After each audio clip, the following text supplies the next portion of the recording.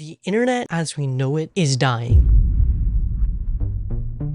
Big countries passing laws that are severely limiting. The UK government has just officially killed off internet privacy in the country by putting into effect their has been enacted called the Online Safety Act, having which AI and machine learning stuff go through their personal surveillance data. under the guise Not of public protecting the data. children. The UK here is browsing history, all linked, logged, and censorship has been going stored. full tilt recently. Between the collective Another show channel that I highly believe is AI that has stolen my videos.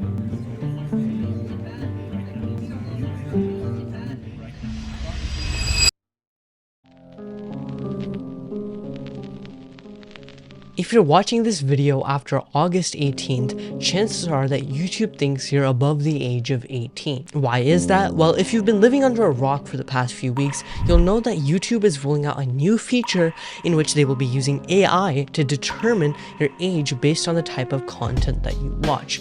But I'll talk about that more later in this video. But over the past few months, a combination of factors has led me to believe that the internet as a whole is slowly dying.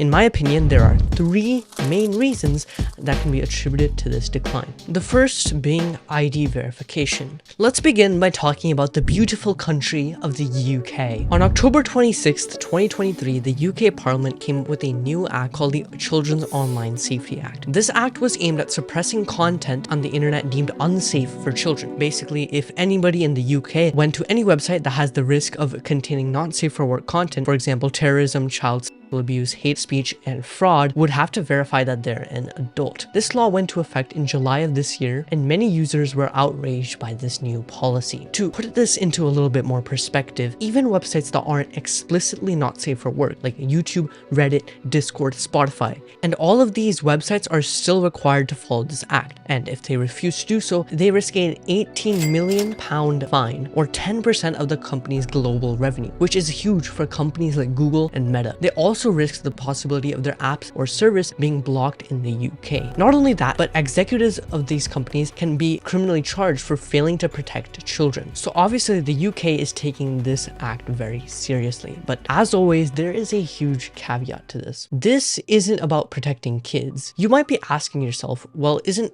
the government putting some effort forth to protect kids online a good thing? Well, yes, but not in the way that they're doing it. The only way to access a website in the UK with the new age verification laws is to upload a picture of your ID or take a scan of your face, and an AI will try to guess your age. I guess the main issue here is that there are going to be adults that look young and there are going to be kids that look like adults, so it's obviously going to be very easy to fool the AI. And it's not just the UK either. The new law has also forced platforms to take similar actions in the US and other countries as well.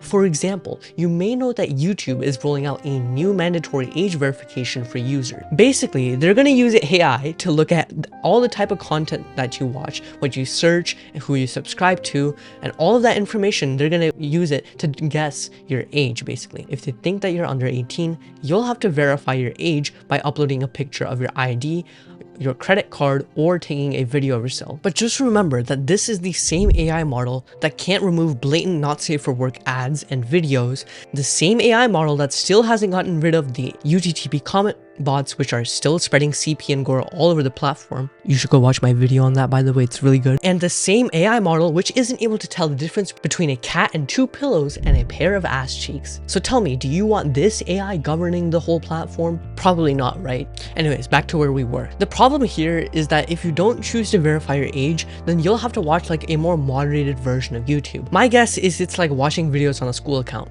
which you can actually try for yourself by going into the top right, clicking your profile picture, and then clicking on restricted mode. What happens here is that any videos that YouTube deems inappropriate, such as videos with a lot of swearing, or basically any video that is not 100% family friendly, is not even shown to you. For example, if I take a look at Bedlam, a Brawl Stars content creator who I regularly watch, and I switch my account to restricted mode, all of his videos disappear. And I mean, he doesn't do anything bad in his videos, he just swears a lot and makes a lot of edgy jokes.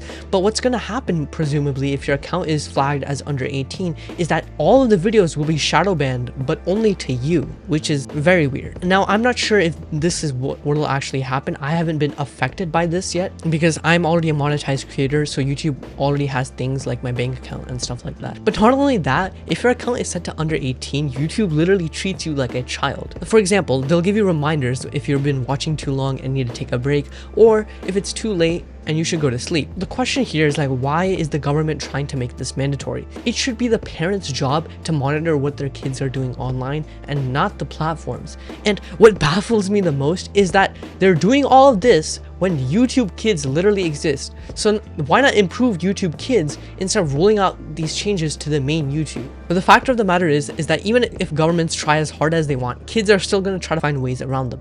In fact, just after the bans were put into place, believe it or not, Proton VPN, a very popular VPN service, saw more than a 1000% increase in downloads. And just a few days after, 5 of the top 10 apps in the App Store were VPN apps. But why don't people like this change? Why do people hate it so much? Well, the real answer comes down to what I said earlier in this video. This change was never about protecting the kids. I mean, think about it. Once you give these companies your information, you literally have no idea.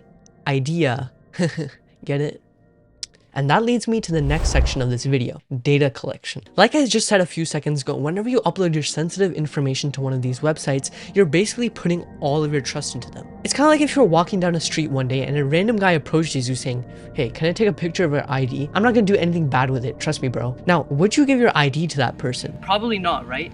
Even though this analogy is kind of extreme, it's an easy way of explaining how these companies can easily bait you into giving your personally identifiable information, or your PII for short. For example, let's just take a look at Persona, who is the company in charge of Reddit's age verification.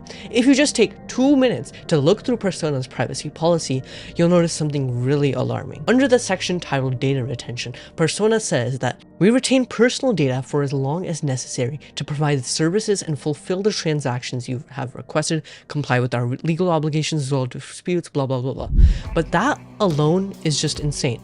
The fact that they're literally allowed to keep your data for as long as they want is crazy. And this is scary considering that IDs and driver's licenses contain very sensitive information like our name, our date of birth, our address, and generally stuff that you shouldn't be telling people all willy-nilly. And what makes this worse is that this is a third-party company that not many people are familiar with. If Reddit was the one that was doing the age verification, then people would obviously have a little bit more trust in them since they are a large company, and obviously that means that they would put probably more effort into keeping your data safe. But no, instead they're outsourcing this verification to be done by these third-party companies. All of your information are in the hands of these small companies that people aren't really familiar with. And the problem here is that this is your sensitive data just sitting on some random server. And as you may know, data leaks happen all the time. Companies get hacked every day. It's not a rare occurrence. And in fact, hackers love centralized databases like these because if they can find a way to hack that, they can get access to hundreds of thousands of people's PII that they can then use to sell on the dark web. In fact, not too long ago, a similar thing happened with the T dating app. For those of you that have been living under a rock, there's an app called the T dating app where women could basically rate men they went on dates with, and then they could like rate them and leave comments about them. Now, it's clear as day that this app was just meant for women to harass men, but what made this app stand out was that only women could use it. How did they make sure of this? Before you could even use the app, you would have to complete a mandatory verification in which you would have to upload a picture of your face or your ID. Now, even though that T said that they delete your picture after you're verified, this was quickly proven wrong. On July 25th, a group of 4chan users were able to hack into the T dating app, revealing around 1,300 pictures of IDs and women. This example just goes to show how easy it is for companies to get hacked. And this is the consequence of giving these companies your info. In fact, if you've been on YouTube recently, you've probably seen lots of people in the comment sections with profile pictures of the old Office Assistant Clippy. This was a movement started by Right to Repair YouTuber Louis Rossmann. In Louis's video, he mentions how these days companies are essentially able to get away with anything that they want without any repercussions. Here's one shocking example that he brings up. Let's say that a teenage girl posts something on Instagram, feels insecure about it, and immediately deletes it. Believe it or not, Meta actually records that action and uses it as a signal for advertisers. Why? Because they know that if somebody is deleting their pictures right after they post it, they're probably insecure. And if they're insecure, they're more likely to be the buyer of a makeup or beauty product. And that is just insane. The whole point of this movement to change your profile picture to Clippy isn't about changing your profile picture. Clippy was a symbol of time when technology was just trying to be useful and didn't have any malicious intent. Comparing this to what Microsoft nowadays with Copilot and Microsoft Recall, Clippy seems like something straight out of a utopia. By changing your profile picture to Clippy, you're telling companies that you're resisting all this data collection and bad things that they're doing. Because the truth is that Clippy never wanted your information. Clippy never wanted to sell you any products. He was just there to help, even if he was annoying. And what's worse is that there's companies like Adobe using your data to train their Firefly AI models. And when you take a step back, you realize the more that AI gets trained on our data, the more that the internet starts to feel less human. And that's what I want to talk about next, how AI is slowly taking over the internet. There's a term that goes online called the dead internet theory. The dead internet theory basically states that most of the content on the internet is generated completely with AI. And as of recently, I've started to realize that the dead internet theory isn't that far off from reality. If you take a look on YouTube or Instagram or basically any other social media platform these days for at least like 5 minutes, you'll realize that most of this content just doesn't seem real. And no, I'm not talking about those videos where it's just some obvious brain rot Google Veo YouTube short. I mean things that you wouldn't really bat an eye at first. Here's what a Reddit user points out. I've been noticing a growing proportion of apparently AI-generated text posts on Reddit lately. When I click on the user accounts, they're often recently created. From my perspective, it looks like a mass-scale effort to create fake engagement. And the problem here is that as AI models get better and better and make things that are not just text, but images and videos, it's important to point out the negative consequences that AI can have. A few months ago, I watched a video by YouTuber Schleim9k, in which he exposes a channel called Movies Explained for being completely run by AI. He pointed out that AI likes to use certain types of phrasing such as, it's not just X, it's Y.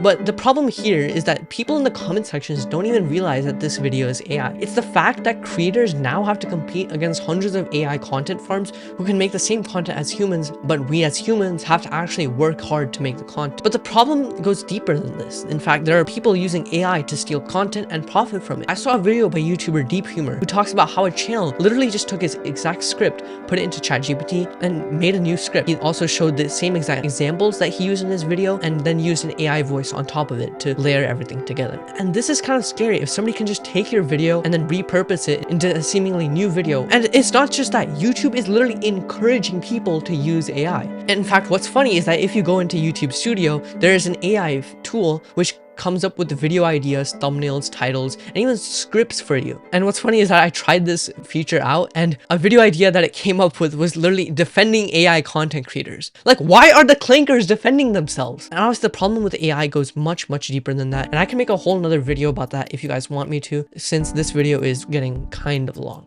So in conclusion, what is the moral of the story? This isn't a story, I don't know why I said that.